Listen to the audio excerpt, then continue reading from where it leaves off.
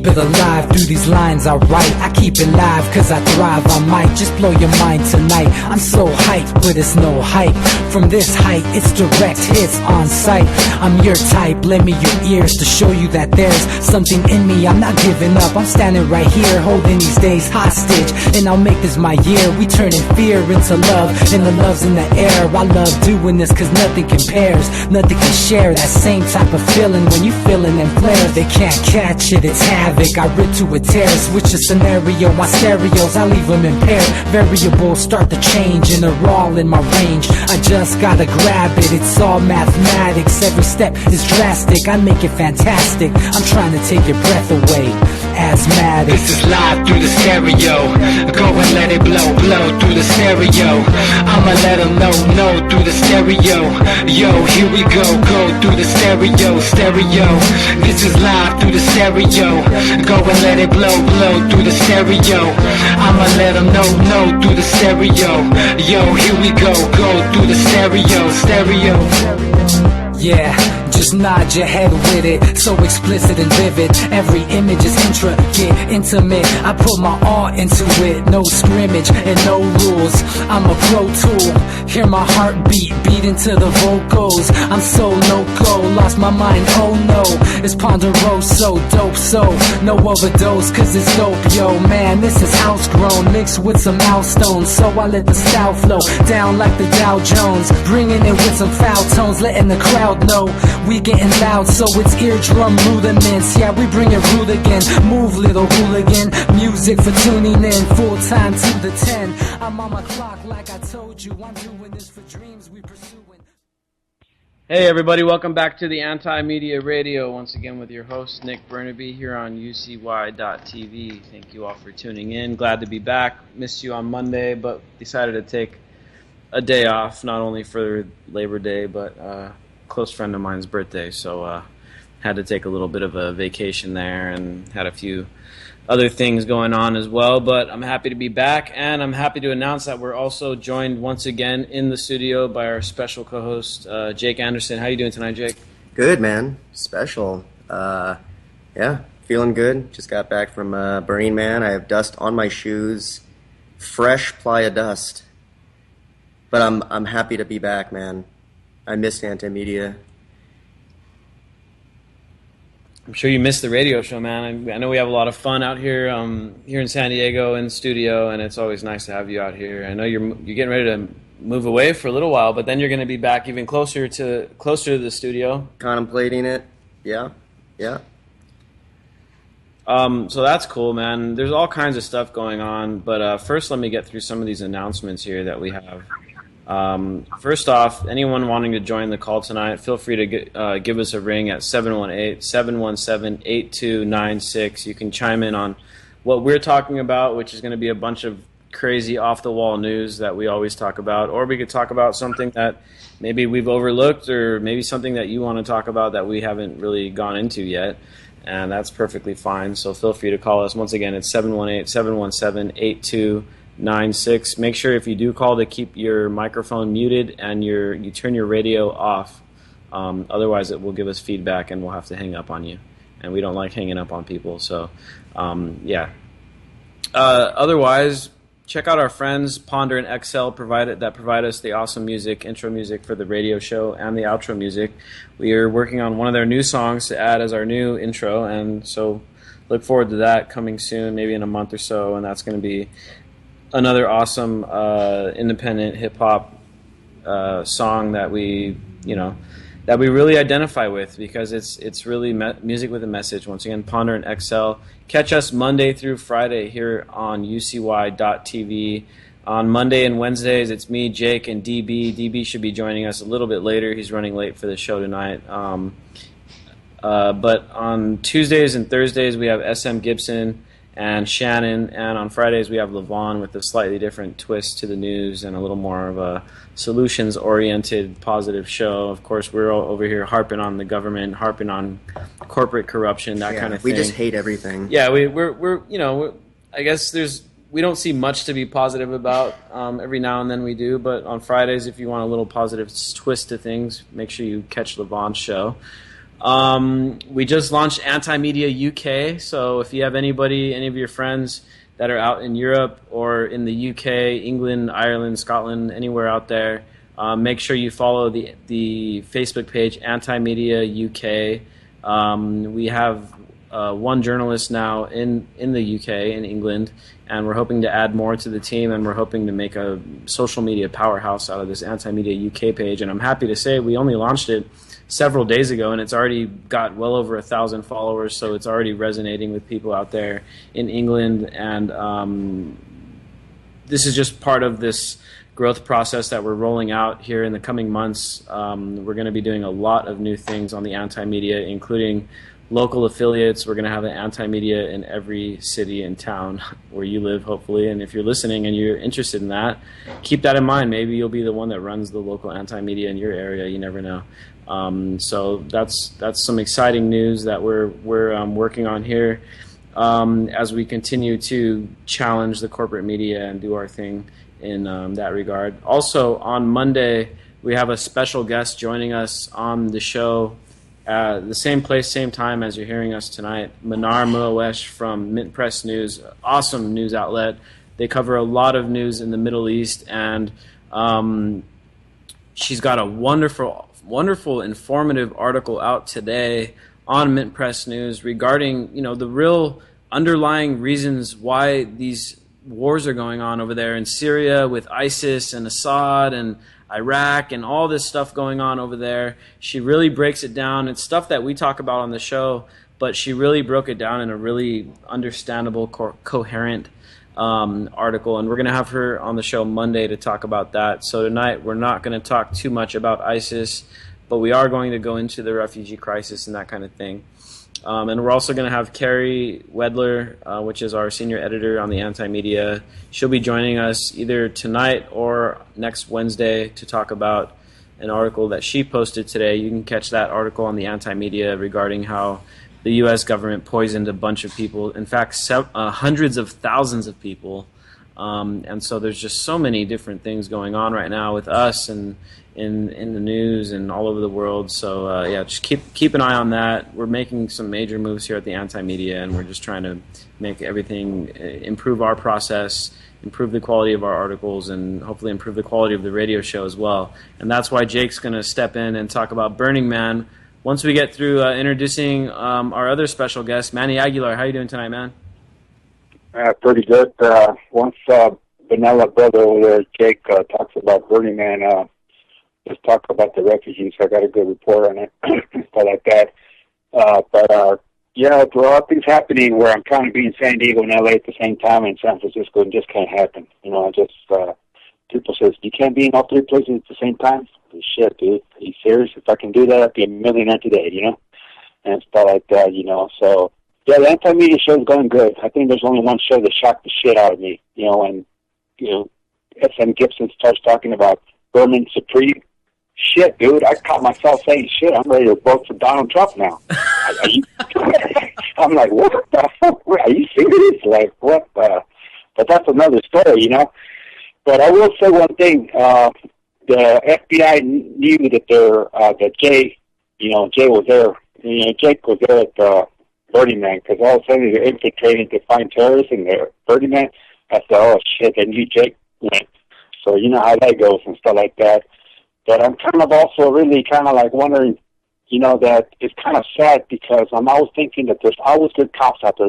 They're not all bad, but the few ones, I can understand when they can't come up and, say anything, because it's kind of disgusting when you have this cop in Oregon that basically said about his chief being, a racist, and he quits, and now he's getting threats on the phone and stuff like that, and it's just kind of really sad about that and all that, So, so one of the things that just kind of blows me away, that how can a good cop be a good cop when he gets reprimanded? Or you have people up here in LA now, that basically now Mexican cops and black cops off the record have said to me, shit, we got to profile you guys because our chief and our people want, the chief of the department, not the main chief, they want us to do our job that way. And it's like, it doesn't make any sense to me and stuff like that. So something's going to have to change here pretty soon and stuff like that, So yeah, man. That's a great point. There's a great quote from the rapper Nas in one of his songs with Damian Marley. He says, "Interracial cops, same regime." And the current police chief of the NYPD, I forget his name, man, but he's also the former police chief of LAPD, and he's the one that really started trying to hire minority cops, black cops, Hispanic cops, to be on the force, because his philosophy is that, well, if we have these guys out there patrolling the neighborhoods, the black neighborhoods and the Latino neighborhoods, that, you know, the people will be more receptive. But the problem is that the policies stay the same. You might change you might have cops that maybe can identify more with the population that they're policing, but the policies are in place, man. Like you said, they're still profiling people. They still have quotas, and the good cops, you know, the quote unquote good cops that actually do try to stand up for what's right, well, they get treated like a Dorner. You know what I mean? And that's exactly what happened to Dorner. And even in Australia, there was a story we covered on the anti-media. Hat tip to Countercurrent News. They covered it first, and we kind of republished it from them. But there's a cop in Australia now. He released a video of a surveillance camera that was showing the cops just beating a guy down that was already handcuffed and basically defenseless and not a threat to anybody. They just beat this guy down. The cop felt so bad about it that he released the video. Keep in mind, it took him 2.5, 3 years to gain the courage to just release it. And now this cop is facing 7 years in jail because he broke the protocol, or whatever you want to call it. And fortunately, in Australia, a bunch of people out there protesting in favor of this cop, supporting him, calling him a hero and stuff, because he is. You know, and that's the thing, is that the thin blue line is so strong, man. When the good cops actually do stand up, like Dorner tried to, and like plenty of other cops have tried, they get harassed by their fellow cops, they get forced into resignation, they get thrown in jail, and they get death threats and all this other horrible shit. And, you know, that's one big part of the problem, you know, and that's... Exactly. So after Jake does his report, you know, let's talk about the refugees a little bit now, your report. But I do want to send a shout-out to our, you know, friends down there at the deporting, you know, basically deported veterans house. That really, Hector's really doing a good job to make sure that these guys are taken care of the best they can, and they're fighting for justice and stuff like that. A big shout out to our friends in San Quintin down there fighting for more than $1 an hour a day, you know, for working in the fields at 100 degrees plus and stuff like that, you know. And also like to send a shout out to the goddess of the anti-media, Levon. She's on the road doing some good stuff down there with Leslie. Basically, I went to this big festival in Santa Rosa, so, you know, so big shout out to everybody and stuff like that. And welcome back, Jake Anderson. Thank you, Manny. Thank you. So, Jake, we while you were gone, man, we covered a story on the anti-media about how you guys were functioning while I wasn't here? Yeah, we actually were working while you were gone. Oh, cool. That's good. So while you were gone, we covered a story. John Vibes actually covered it regarding the fact that the FBI was, they come to find out the FBI was for the last 5 years has been going into Burning Man to try to quote unquote prevent terrorism. Now, we all know that there aren't any terrorists at Burning Man. There's never been a terrorist attack at Burning Man. So first off, before you go into your whole experience at Burning Man, I just want to get your opinion on why the FBI was there, man. What do you think they were actually doing? Because according to their statements, you know, they're out there preventing terrorism. We know that's not true. What do you think they were actually doing? Right. Well, I saw that article and I was very interested in it because I was telling people in my camp, watch what you say, and of course I was labeled the conspiracy theorist or whatnot, but my theory is that I personally believe every square inch of the playa is the name of the desert out there in Black Rock City. I personally believe every square inch was bugged. I think they're building profiles on people that are organizing in a way that is against mainstream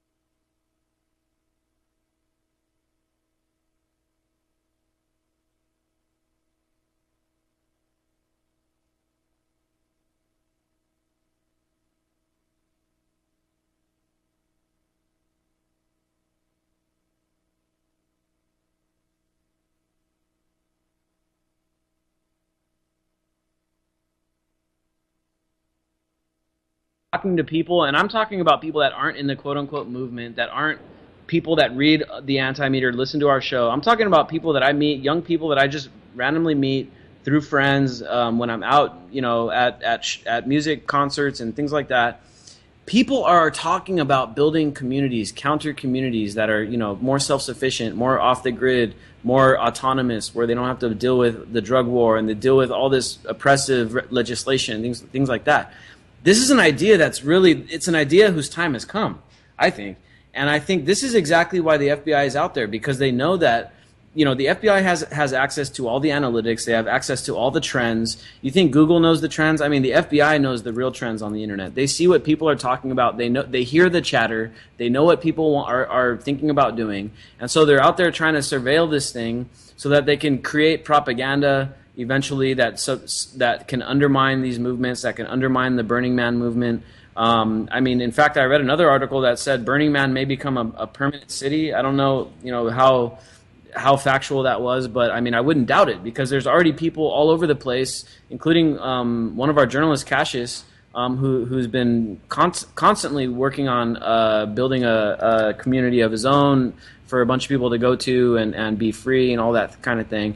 I think this is what the FBI is doing. They're trying to subvert these free community ideas, and Burning Man is basically ground zero. It's the experimental stage of a free community, man. And I think that's what they're out there trying to, get intelligence on. Yeah, I agree with you. And of course, Burning Man is at a maturation level way above and beyond most alternative movements. And in fact, you can go back to the early 90s. Burning Man's been growing. If you look at the numbers, the chart of attendance, it's actually quite stunning. This is something that started on a beach somewhere. I can't remember the exact origin of it. It didn't start in the Black Rock City Desert, but it was a few hundred people, and it's grown, and it grew to 1,000, then it grew to 10,000, then it grew to 30,000, then it grew to 50,000, and now this year I believe it was around 60,000, maybe even closer to 70,000. So this is something that is on the radar. This is the government is, they're concerned that people are trying to tap into different models. And, and the point you brought up was an interesting one, which, propaganda against Burning Man, because there's actually a whole movement within Burning Man, which is about how Burning Man is sold out. I personally believe it's not the case. I think Burning Man hasn't sold out. I think mainstream culture is trying to buy in. Whether that's good or bad, how successful that will be remains to be seen. But I definitely believe there is propaganda out there against it. But in many ways, what we're doing here with the anti-media, in many ways the anti-media is kindred spirits in terms of with Burning Man, in terms of presenting and analyzing alternative models for community building, alternative models for radical inclusion, self-reliance, and decommodification. And, one thing that we can't overlook, first of all, I just want to throw it out there that a lot of influential people go to Burning Man. I was reading an article last week about how, even Mark Zuckerberg has attended Burning Man in the past. Several executives from Google have been there. Diddy was there this year. A lot of influential people go there. So that's a whole nother reason why it'll gain the FBI's attention, because they don't want influential people falling susceptible to these alternative ideas. And so that's one thing. Now, the other thing about Burning Man that I think is a huge threat to the establishment and the monetary system is the bartering culture. Right. That Burning Man is based... Gifting culture. It's based on a gifting culture. Everything is traded. Decommodification. Nothing is bought. The only thing that is bought or sold there is ice and coffee. That's it. And these are all very grassroots. These are not... You're not buying ice from Nestle, let me put it that way. Exactly, man. And so this bartering is a really big threat to the monetary system. And then, we recently covered another thing on the anti-media about the Brixton pound, which is a community currency which is gaining popularity in the UK. And in fact, now there's dozens of these community currencies popping up. One of them, the one we wrote about, has David Bowie's face on it. And several other ones have like peace signs on them and other people's faces on them, and black leaders' faces on them and stuff like that. And it's a really diverse, decentralized economic system that's starting to develop out there, and it's got the attention of the Bank of England, just in the same way that Burning Man has now gotten the attention of the FBI. Yeah, they're trying to run him out, and I have, from my personal opinion, I have good news and bad news from Burning Man. Let's do the bad news first, and of course, this is that the police state is alive and well. I have a direct report from someone. It's a pretty brutal story, but okay, so law enforcement is out there in spades, and I personally experienced it during the actual burning of the man, which I'll get into in a minute in a very brief way. But I heard a story from a close report of a girl that basically she broke her arm. And injuries are common out there. There's a lot of people doing. There's climbing on stuff. Climbing. What's it when you zip lining? Which I actually waited in line for 2 hours for and didn't get to zip line, but I did take kimchi shots at like 50 feet, which was cool. But anyway, girl broke her arm in 5 places. Had it fixed. Got some pain pills prescribed to her, either outside the festival and then came back in, or at the festival. There's a pretty laudably awesome medical crew there. I'm not sure if they were able to prescribe her pain pills. Either way, her boyfriend was holding the pain pills at the point at which the police busted them, slammed a girl with a broken arm in 5 different places up against the wall, arrested them both for possession of pain pills, which we all know is deeply frowned upon by a country that prescribes them in the millions. So bad news, of course, is that there's police out there, and I actually lost track of the person I was with at the moment at which the man burns. The man burning is kind of the culmination, the climax of this week of activity, and it's basically tens of thousands of people simultaneously experiencing the breakdown of consensus reality. It's a very unique moment when the man is burning. But I did a 180 because I lost track of the person I was with. I was like, I'm going to take a walk. I want to try and get a feel for how many cops are actually out here. So I did a 180, and I was like laughing at one point to myself because I could not believe how many cops were lined up watching artists and hippies watch a giant structure burning. It was kind of sad and scary. The good news is that Cory Doctorow, who is a prolific sci-fi author and information rights activist, gave a speech there in which he discussed how he's working with the Electronic Frontier Foundation, EFF, again, and Cory Doctorow has plans on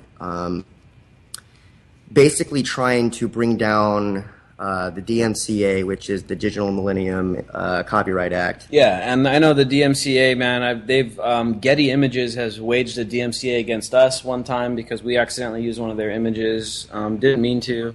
I pulled it from a Huffington Post article, and we used it for an article one time.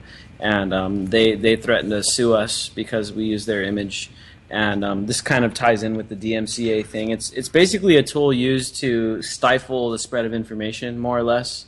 And it's a really totalitarian piece of legislation that it really cracks down on small independent media outlets and social media people and things like that. And it's really kind of used by the big media, the Hollywood and these type of operations. They use it to crack down on piracy and sharing of information, that kind of thing.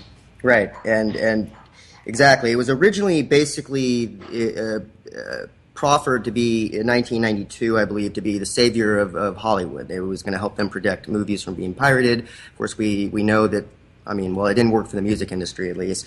But he's, specifically Section 1201 prohibits removing locks to content without regard to piracy, which is, of course, a felony.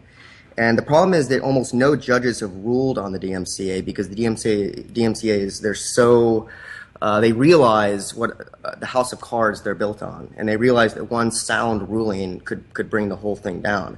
And so what Cory Doctorow wants to do with, it's called a an initiative. I'm going to write an article on this. I'm still kind of going this through will my be notes, up in but a week or two, right? Apollo 1201. He wants to abolish this kinds of digital rights management within a decade, and by pursuing specific kinds of cases. And it's inspiring. So the good news is that there's people positioned within the counterculture movement who are actively working to protect us, to fight for the future. And the future, and of course he opened his talk by saying, look, are there issues more important than the internet? Yes. Issues of race are more important. Issues of climate change, any number of issues are more important than the internet. But the internet is where all of these battles are going to be fought in the future. So we have to protect the internet, which is why, of course, net neutrality is important, why TPP is horribly scary, and why we have to be able to, I mean, essentially his goal is to make it to where we can, we can do my notes here. We have to be able to jailbreak devices and make technology better. Without that ability, how are we going to improve these things? These are archaic, draconian laws that were passed to protect movies like 2 decades ago. With the way technology is advancing now, we have to allow the next generation of entrepreneurs to jailbreak devices, make them better, and protect ourselves from giant corporations. Yeah, man, and it's all about liberating information, dude. You know, Right. and what the DMCA does is it's the government's strong arm monopoly for corporate, content producers that make this, that get this content and want to monopolize on it. And a lot of this stuff needs to be reused for other news stories and things like that, man. I mean, it's really a trampling upon a freedom of speech, I believe. And anybody that's into internet freedoms and stuff like that understands that the DMCA is a horribly it's a horribly designed tool to stifle innovation, and that's really all it is. And so I'm glad that they're spreading this kind of information out at Burning Man, man. That's pretty encouraging. It blew my mind. I need a week here to research stuff that for a more informed article. But I'd like to talk about this again on the show because hearing Cory Doctorow go over this made me realize, there's a reason why Dick Cheney does not have a Wi-Fi connected heart device. It's because they have kill switches for these things. They have kill switches for cars. If you don't update a Boeing 747 within a certain amount of time, we live in computerized spaces. And that's why they don't want us to be able to jailbreak these devices. They want us to be captive to these devices. If you don't upgrade, if you don't maintain a Boeing 747 computer mainframe, it'll fall right out of the air. Yeah, man, that's a great point, dude. So, anything else on Burning Man before we move on into the? First, we have a caller, and then we're going to move on into this refugee crisis. Anything else? Anything else you learned? Any lessons learned from Burning Man? I mean, how about just quickly go over the community aspect, man? What can we learn? Anybody out there wanting to start joining up free communities or freedom cells or whatever you want to call it, man? What did you learn about that at Burning Man? Well, I mean, I learned. I mean, one, community is huge. You have to have a certain synergy with the people in which you're building the community. Burning Man breaks down artificial barriers very quickly. People with whom you're not going to get along with well, you won't be getting along with them well pretty quickly because you're in a desert and you're thirsty and hungry. I would say the main thing I learned was that self-reliance is huge. Learn to swim. Because we're about to be fighting a pretty major fight against a totalitarian government, and you have to be able to survive out there. And I'm not there yet. I learned that, but it's pretty important to get to the point where you feel like you can create a community, create a camp, a group with people, and live independently, sustainably on your own. We're not there yet. Of course, everyone came into the festival with many corporate bought goods. It's a very, very flawed ideology in some respects. But the goals put out there, the aim is true, I guess, is what I would get at. It's a great point, man. Yeah, I think that's a great observation. You know, you gotta. It's kind of like these communities are like tribes, man. You got to make sure that you're choosing the people wisely. The people you choose to start your communities with, you gotta be people that you can, really work together with, man. You don't want to be stuck with people that you can't stand for a long time, So that's really important. Man, Jake, thanks for enlightening us a little bit on the whole Burning Man thing. I've always been really curious myself. I hope to go one day. You're coming with me next year, man. I've been so busy and so broke that I just, I couldn't go this year. I mean, hopefully next year. You said you're going to buy me a ticket, so I will if I have to. I'm going to hold you to that next year. So I'm not putting that in writing yet, but you're going to be with me there one way or another. So we'll figure it out. I thought you could skydive in. I was informed. I always was under the apparently mistaken belief that if you skydived in, you got in for free. But apparently I was wrong on that one. People do skydive in. All right, so we're gonna go to a caller here. We've had a caller on the line for a while, and I don't want you to think that we're ignoring you. Hopefully, you're still awake on the line there. Caller from 334 area code. How's it going? You're live on the Anti-Media Radio. What do you want to talk about? Well, this is Dan Sanchez calling about an article I wrote for the Anti-Media. Awesome, Dan, man. Thanks for calling in to the show for the first time. Dan actually just started writing with us last week, and you've already had 2 articles go pretty viral, man. And I can't applaud you enough. And your most recent article on the refugee crisis coming out of Syria and the Middle East, North Africa, was just one of the most well-written articles I've read in a really long time, especially regarding this whole crisis going on there. And we've also got Manny Aguilar on the line, and he's got a direct report from Germany as well regarding the refugee crisis. So first of all, let's go with Dan. Let's talk about your article, man, because really you kind of shed some light on some of the aspects of this refugee crisis that are being deliberately, kind of not talked about by the media. And the first point is that the U.S. and the West and NATO and all of NATO's allies are in a huge way responsible for this crisis. And secondly, the other point you made is how the media is really trying to spin this thing to try to advocate for more interventionist foreign policy. So if you can, just elaborate a little bit for our audience about what you kind of perceive going on with this refugee crisis. Sure. Thanks for having me on. Really the second thing you mentioned about how they're trying to spin it in order to advocate more war, that's predicated on the first part. They're banking on the ignorance of the public, banking on the ignorance concerning how much the U.S. and NATO and the regional allies are already intervening.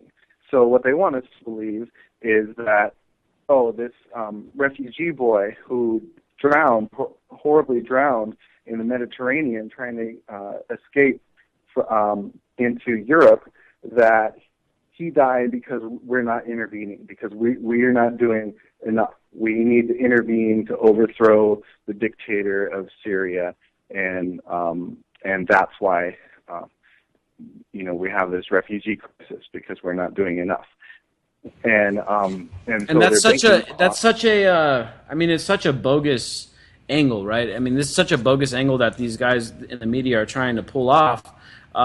Because at least for the people that are well informed, we know that the West has been intervening in the Syrian uprising ever since it initially started. In fact, if you look back a little further, there was recently some WikiLeaks documents that were released that show that even since all the way back to 2009, the U.S. was funding anti-government forces in Syria, including sending $6 million to a media outlet that was broadcasting into Syria, that was trying to foster up some kind of anti-government movement. And so, the thing is that as much as it wasn't talked about in the media, there's been huge Western intervention in Syria, not only through military aid, but even just through the propaganda efforts and things like that. Yeah, just Assad has been targeted since the Bush administration, and like you say, that even before the recent civil war broke out, as soon as the Arab Spring happened, the Obama administration tried to hijack it. That sure, there were some reformers who wanted a change, but what the Obama administration did is, by hijacking it, he funneled so many arms and communications equipment and training, CIA training, and emboldened the worst aspects of the uprising. And so it has really become a jihadist-led uprising now, and which makes the jihadists are the ones that are the most willing to fight, that they're the most willing to die. That when you funnel all these weapons in, you're going to radicalize the movement and make it more bloodthirsty.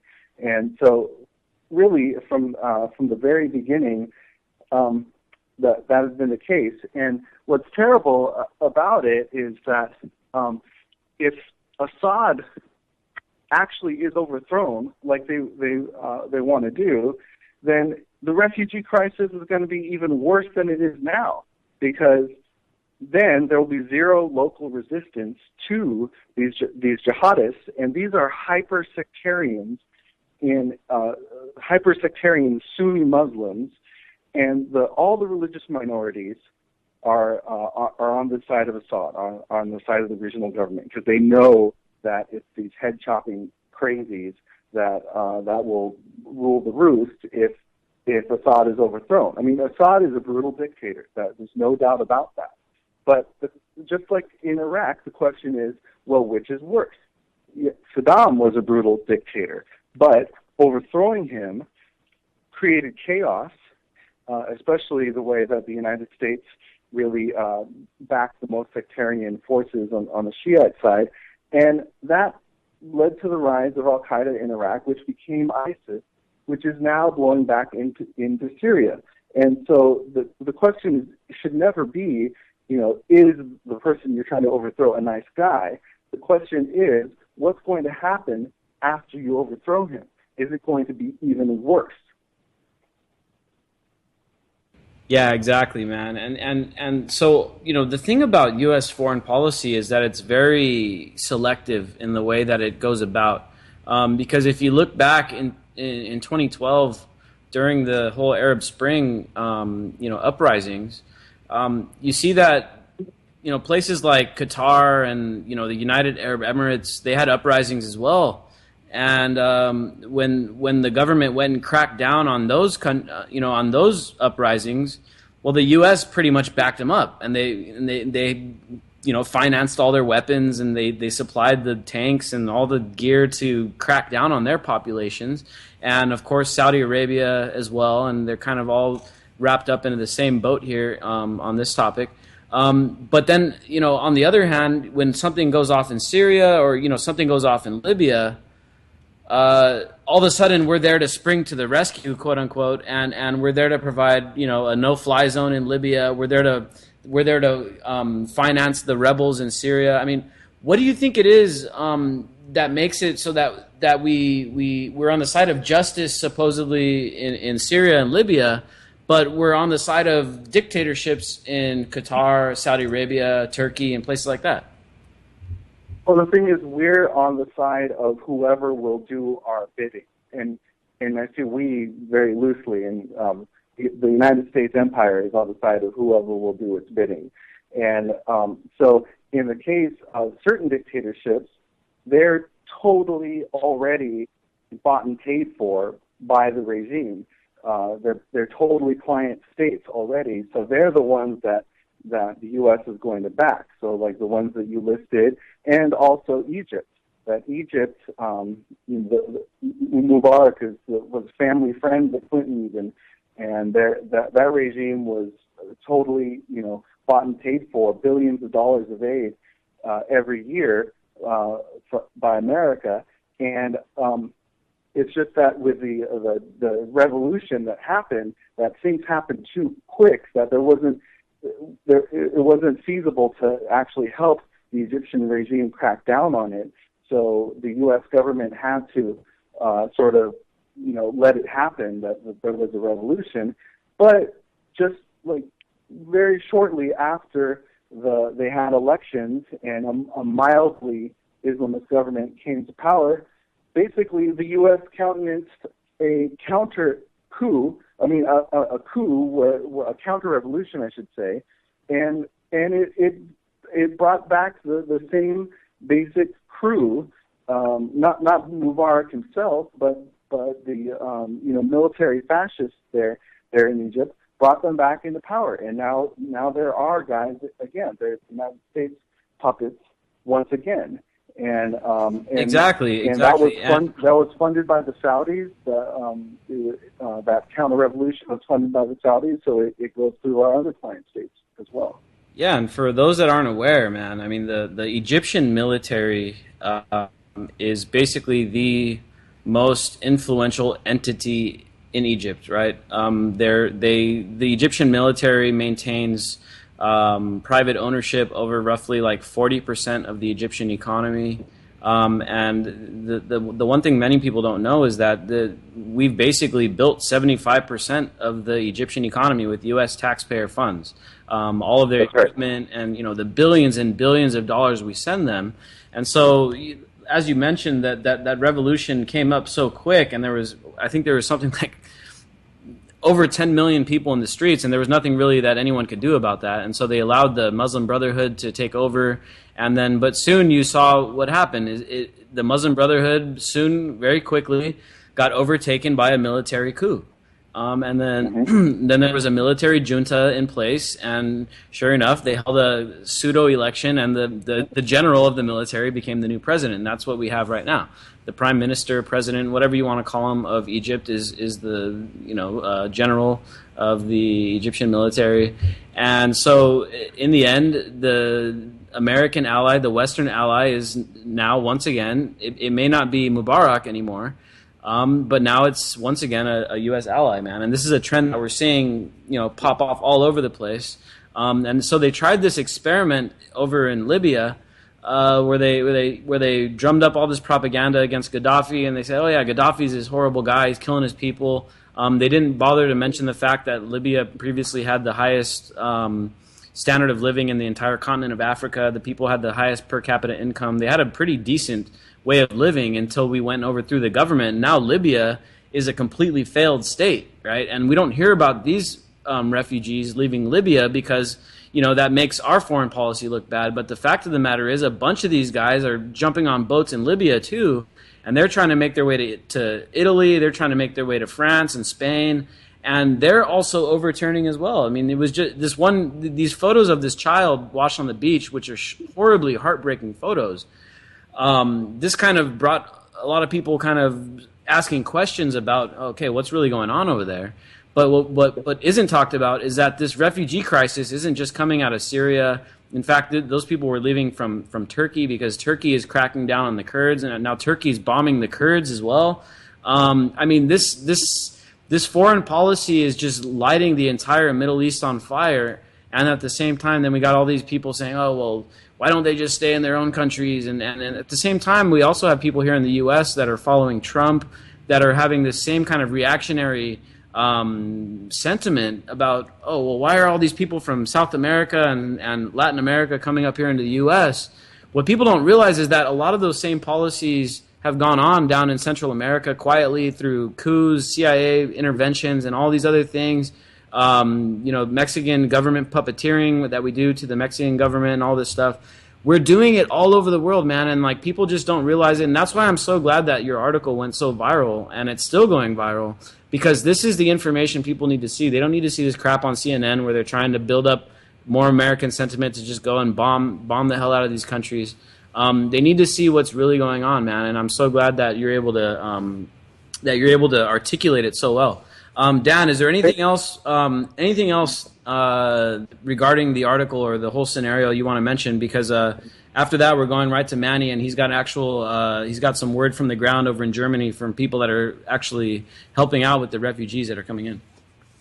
Yeah, I just wanted to make the point that that going to your question about why we back some democratic populist movements, whereas other places we back dictatorships, that it all boils down to whether the United States government fully owns the regime. If they fully own the regime, then they'll back it. So the same kind of thing that happened in Egypt also happened in Yemen. The Arab Spring went to Yemen. There was a revolution, but then the U.S. backed a counter-revolution there as well. And now we have, and then that government that was installed was overthrown by Houthi rebels, and now the U.S. is backing the Saudis in a war against Yemen that is bringing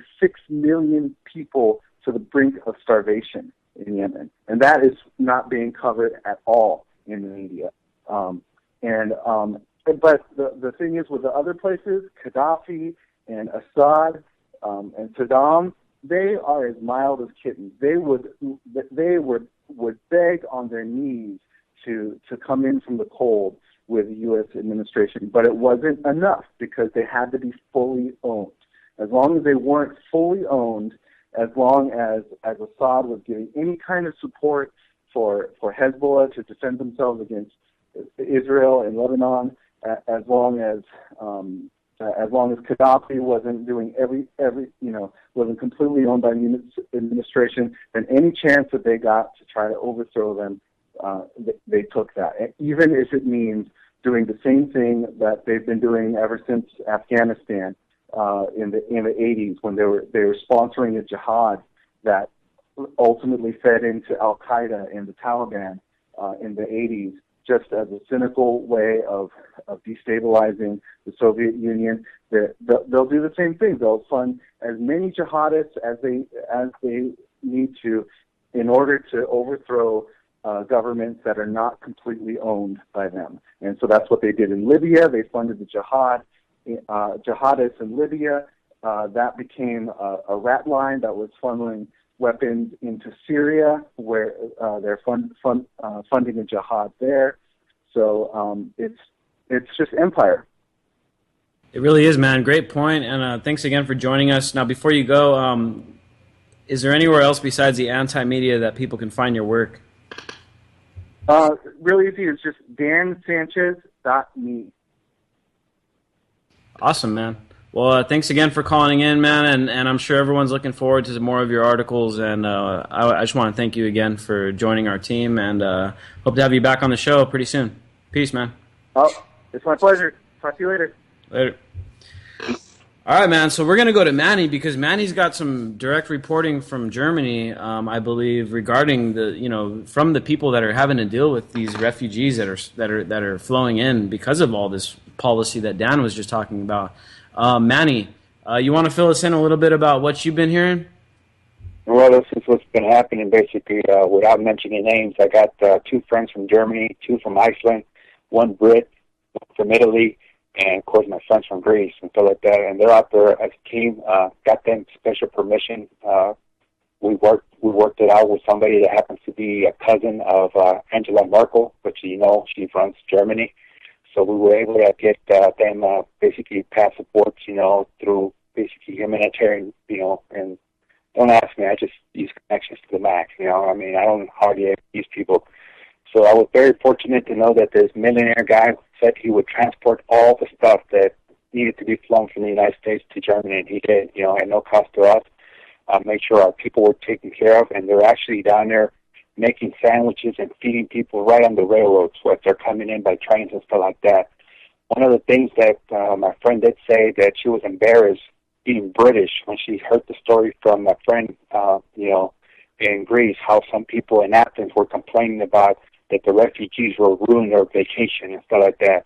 That just breaks me, and I don't even want to get too detailed about that and stuff like that, And they were not too happy about seeing that, and supposedly she got reprimanded, actually photographers that actually was knocking down people.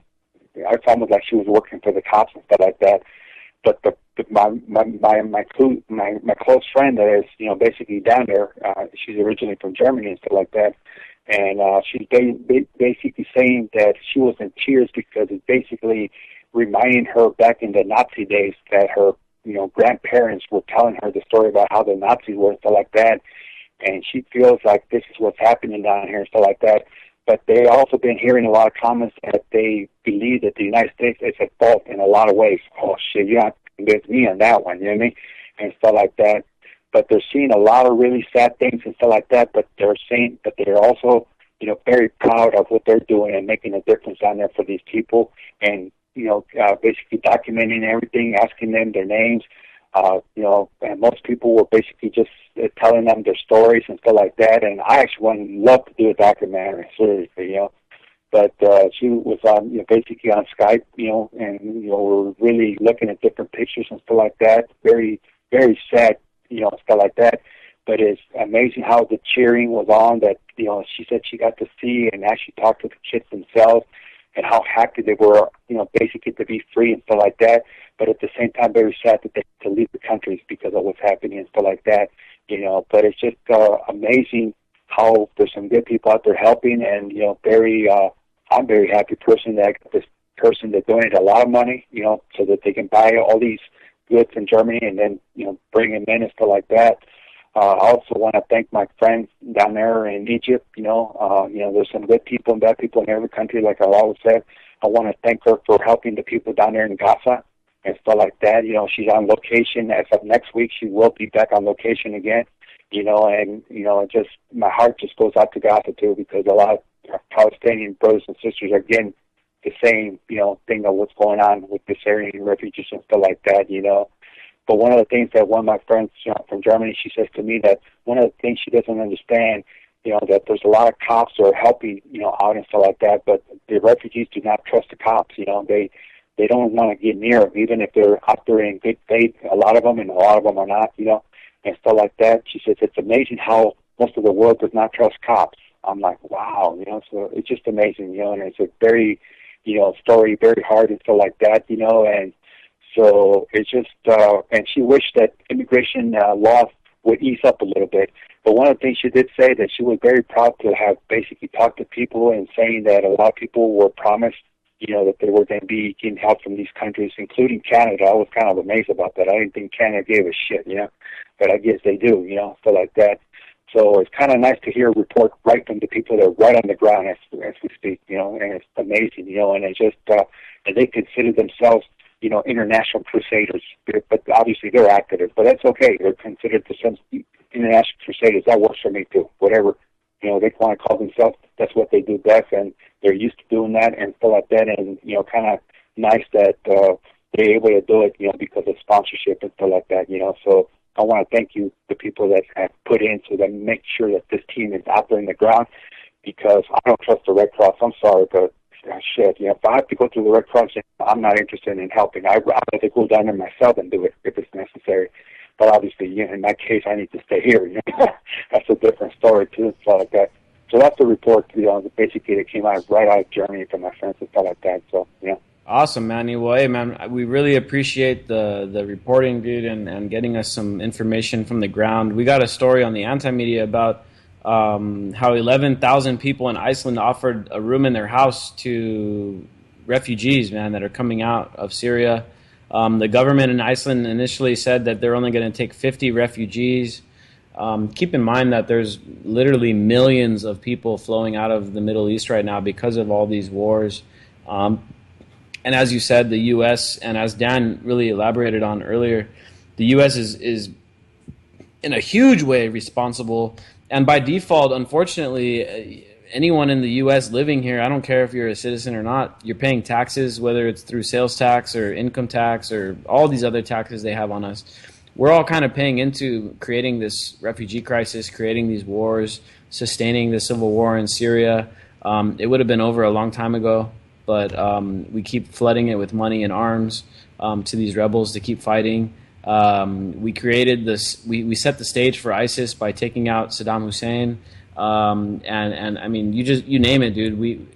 The U.S. and by default the taxpayers in the U.S. are kind of at fault for a lot of the stuff going on over there. So it's really nice to see people all over Europe taking a stand and opening their arms to these poor people that are fleeing these wars that we started and are sustaining. And you know, all over Germany, man. Germany is taking in a lot of people. Now Merkel is Angela Merkel, she's the prime minister of Germany, and she's kind of taking the credit for this stuff. But let's not mince words, man. Angela Merkel, Germany, that's part of NATO. They are also at fault for the refugee crisis. Thankfully, the people over there that aren't brainwashed too bad are standing up and you know, helping out the people that are coming in. But Merkel, everyone's got to know it, dude. Merkel is not part of the solution. She's part of the problem. The people in Greece, we saw what happened when she went to Greece. They can't stand her as well. But you know, the other end of this argument is that, you know, unfortunately, there's going to be a lot of reactionary people that are going to be anti-immigrant. They're going to be racist, and they're going to blame a lot of the problems on these immigrants coming in because their own governments are mismanaged. Just like here in the U.S., and the same reason why Trump is gaining so much traction, because our economy has gone to shit ever since the 2008 housing bubble, and even before that. People are left relatively, you know, uncertain economically. You know, Europe is still in a recession. They never really came out of it after 2008. They're still in a recession. The U.S. officially came out of the recession, even though a lot of people would argue that we haven't. But technically speaking, we have, and so our economy here is a lot better than even what they have in Europe. So a lot of people are really concerned that their economy is going to be impacted by the refugee crisis and all that kind of thing. And it, very, very similar, as you were saying, the people in Germany are complaining that they're seeing some telltale signs of Nazi Germany. This is going to be a theme that we're going to be seeing not only in Europe, but here in the U.S. with Trump and all the anti-immigrant sentiment going around. It very much is similar to what went on in Germany prior to World War II with their horrible economic situation, hyperinflation. Everyone's familiar with the Weimar Republic and the downfall of that, the horrible sanctions placed on the regime there after the war and all that. It set the stage for Nazis. It set the stage for Hitler. And we're starting to see those same kind of signs coming out of Europe and the U.S., and so that's something that we're going to be combating here at the Anti-Media day in and day out regarding the refugee crisis. I think the main thing to keep in mind is that we have to remember that all these refugees are humans. A lot of them are women and children, vulnerable people, poor people, people that just want to have a decent life, that don't want to be bombed every day or worried about drones flying over in Yemen and Pakistan and all these other countries where people are fleeing from. They're fleeing from a lot of our policies, man. And so we have to, on one hand, we have to keep in mind that all these refugees are people that just are looking for a better way of life. And at the same time, we have to combat the propaganda telling us that we need to start to intervene even further because our intervention is what's causing a lot of this refugee crisis. And at the same time, we have to take steps to roll back the current intervention going on, man, because it's not showing any sign of decreasing. In fact, Australia just started bombing in Syria and Iraq. England just announced that they're bombing in Iraq. They've even killed their own citizens in Syria with drone strikes. I mean, this is all stuff we got to fight against. Join us on Monday. We're going to continue this with Manar from Interest News. Goes further in. Thank you for tuning in. Good night, Jake. Calling. Peace out. Same time, same place tomorrow.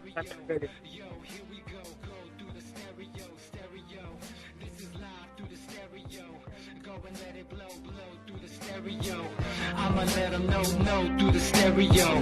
Yo, here we go through the